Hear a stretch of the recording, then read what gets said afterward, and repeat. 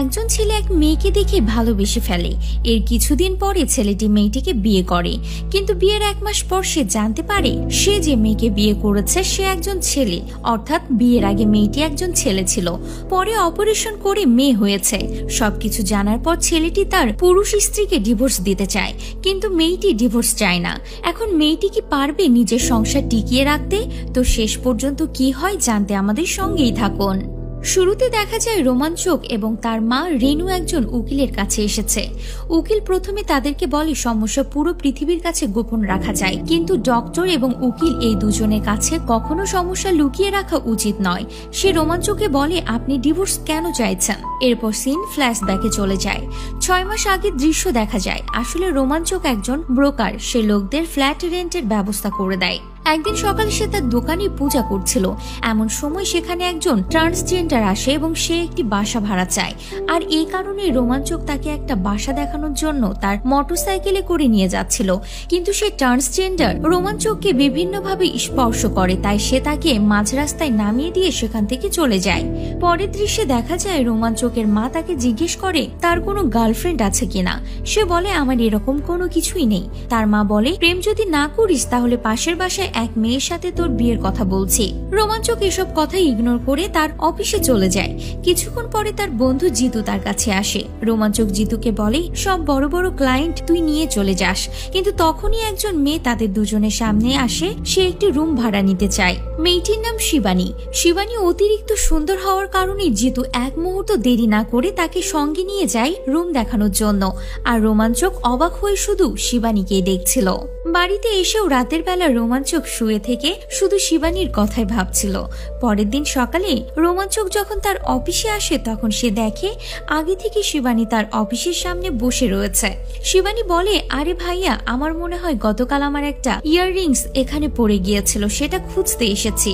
অনেক খোঁজাখুঁজির পর শিবানী তার রিং খুঁজে পায়। শিবানী সেখান থেকে চলে যেতে লাগলে রোমাঞ্চক তাকে জিজ্ঞেস করে গতকাল আপনি কি রুম পেয়েছেন। শিবানী বলে না, তাই রোমাঞ্চক তাকে রুম দেখতে নিয়ে যায়। তারা দুজন বেরিয়ে পড়ে রুম খোঁজার জন্য, কিন্তু যেখানেই তারা যায় সেখানে বাড়িওয়ালা তাদেরকে বলে সিঙ্গেল মেয়েকে তারা রুম ভাড়া দেবে না। তখন রোমাঞ্চক বলে আমি জানি না একজন সিঙ্গেল মেয়েকে কেন রুম ভাড়া দিতে চায় না। এই সমাজ একজন সেলফ ডিপেন্ডেন্ট মেয়েকে ভয় পায়। এ কথা বলে রোমাঞ্চকর সেখান থেকে চলে যায়। রোমাঞ্চকের প্রত্যেকটা কথা শিবানীর অনেক ভালো লাগে। সেদিন রাতে জিতু রোমাঞ্চকের বাড়িতে ছিল। রাতের বেলা রোমাঞ্চকের গেস্ট রুম দেখে জিতু বলে তুই এই রুমটি তো মেয়েটিকে দিতে পারিস।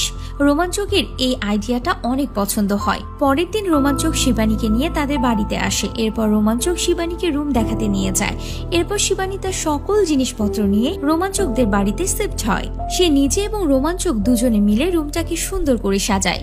রুমের ডেকোরেশন দেখে শিবানীর অনেক ভালো লাগে। পরের দিন দোকান থেকে ফিরে রাতের বেলা রোমাঞ্চক শিবানীকে তার সাথে ড্রিঙ্কস করার জন্য অফার দেয়। তারা দুজন শিবানীর রুমে বসে ড্রিঙ্কস করছিল। শিবানী ভদকা পছন্দ করে, আর এটা দেখে রোমাঞ্চক বলে আরে তুমি তো ছেলেদের মতোই ভদকা পছন্দ করো। তখন শিবানী বলে প্রথমে আমি ছেলেই ছিলাম, অপারেশনের পরে মেয়ে হয়েছে। কথাটা রোমাঞ্চক ঠাট্টা হিসেবে ধরে নেয়। এরপর তারা কথা বলতে বলতে তারা দুজন দুজনের অনেক কাছে চলে আসে। সকালবেলা কাজের লোকের মাধ্যমে রেনু জানতে পেরেছে তার ছেলে গতকাল রাতে শিবানীর কাছে অনেক সময় ছিল, আর রেনুও চায় শিবানীর মতো এত সুন্দর মেয়ে যেন তার ছেলের বউ হয়ে বাড়িতেই থাকে। শিবানী ও রোমাঞ্চকে ভালোবাসতে শুরু করে। তারা দুজন সময় পেলে একসাথে ঘুরতে বেরিয়ে পড়ে, একে অপরের পছন্দকে প্রাধান্য দিতে শুরু করে। একদিন সকালবেলা শিবানী বাহিরে বের হয়ে যাচ্ছিল, আর এমন সময় রেনু শিবানীকে নাস্তার টেবিলে ডাকে এবং শিবানীকে জিজ্ঞেস করে রোমাঞ্চকে তোমার কেমন লাগে, তুমি কি রোমাঞ্চকে বিয়ে করবে। শিবানী একটু ইতস্ত হয়ে পড়ে। যেহেতু শিবানী রোমাঞ্চকে ভালোবাসে তাই সে বিয়েতে রাজি হয়ে যায়, আর তারপর বিয়ের কেনাকাটাও শুরু হয়ে যায়। রেনু শিবানীর জন্য অনেকগুলো শাড়ি কিনে নিয়ে যায়। শাড়িগুলো দেখে শিবানী ইমোশনাল হয়ে যায়, আর সে রেনুকে বলে আমি এর আগে কখনো শাড়ি পরিনি। পরের দিন রোমাঞ্চ এবং শিবানীর বিয়ে সম্পন্ন হয়। পরের দিন রোমাঞ্চক শপে আসে, আর এমন সময় জিতু এসে রোমাঞ্চকের ফোন নিয়ে তাদের বিয়ের ছবিগুলো দেখছিল। এরপর সে রোমাঞ্চকে জিজ্ঞেস করে এটা আজব ব্যাপার যে শিবানীর পরিবারের লোকজন না থাকলেও তার বন্ধু বান্ধব নেই কেন। কথাটা রোমাঞ্চকের মনে প্রশ্নের সৃষ্টি করে। তাই তারা শিবানীর ফেসবুক আইডি চেক করে দেখতে পায় তার মাত্র 9 জন ফ্রেন্ড, যারা প্রত্যেকে রোমাঞ্চকের পরিচিত। এছাড়াও অ্যাকাউন্ট ক্রিয়েট করা হয়েছে মাত্র 3 মাস আগে। এরপর রোমাঞ্চক বাড়িতে ফিরে আসে। পরের দিন সকালে রোমাঞ্চক শিবানীকে তার স্কুল এবং কলেজের নাম জিজ্ঞেস করে।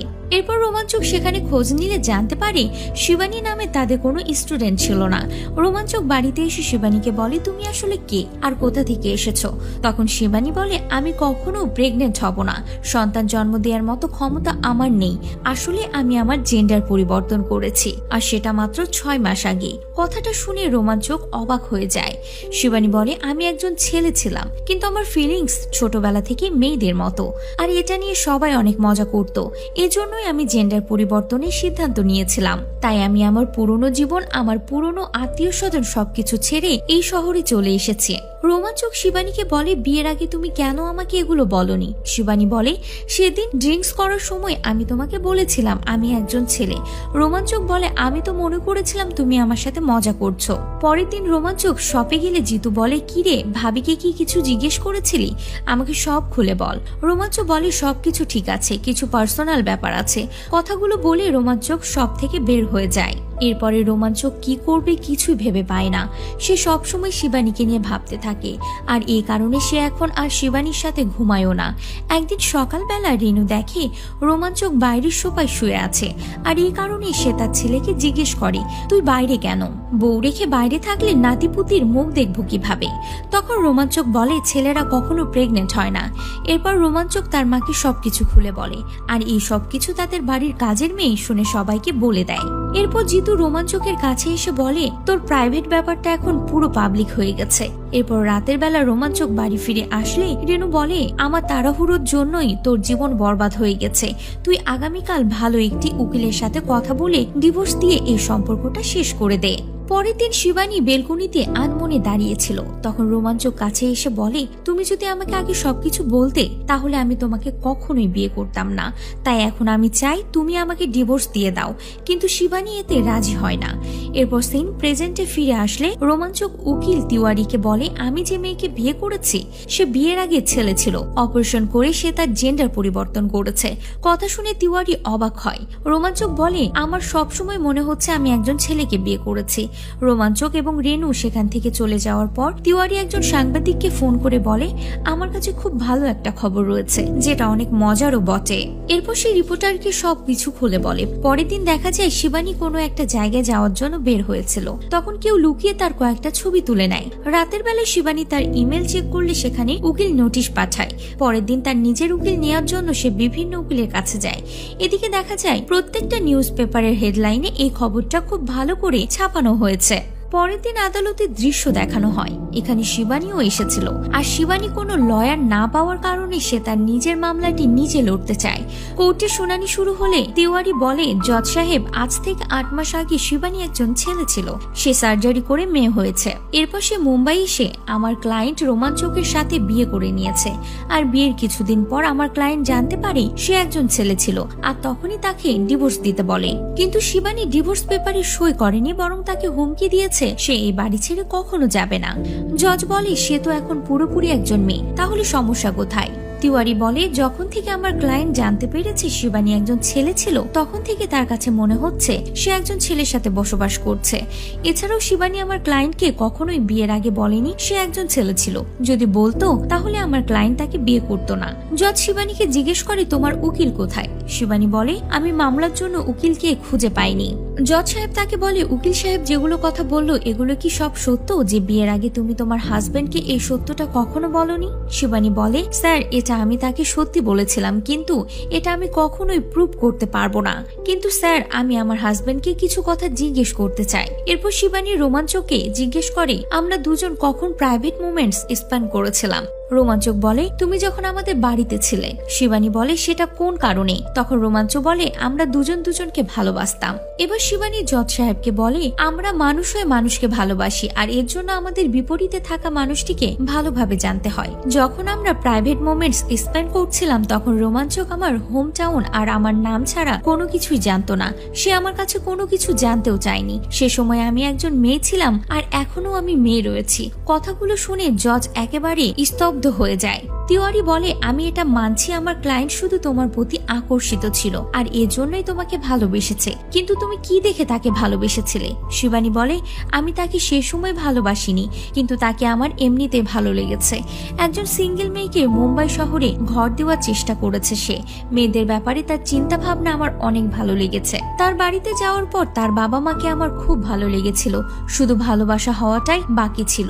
সবকিছু শুনে জজ সাহেব শুনানির আর একটা ডেট দেয়। এরপর শুনানিতে তিওয়ারি জজের জন্য লাড্ডু নিয়ে আসে।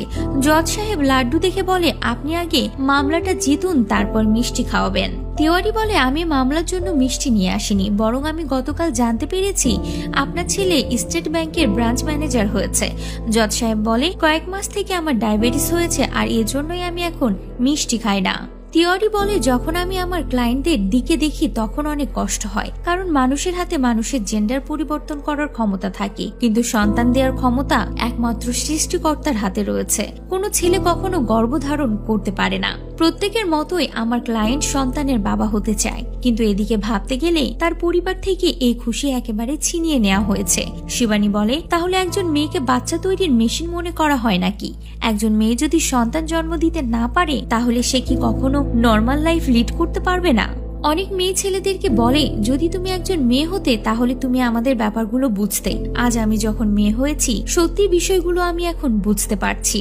যখন আমি একজন ছেলে ছিলাম আর আমার চিন্তা ভাবনাগুলো মেয়েদের মতো ছিল, তখন আমি মনে করতাম যদি আমার শরীর এবং মন দুটোই এক হয়ে যায় তাহলে মানুষ আমাকে নিয়ে তামাশা করবে না। কিন্তু এখন আমি পুরোপুরি মেয়ে হওয়ার পরেও বুঝতে পারছি আমার চিন্তা ভাবনা ভুল ছিল। তখন জজ বলে শিবানী আজকাল মেয়েরা অনেক সামনে এগিয়ে গিয়েছে, অনেক কিছু অর্জন করেছে।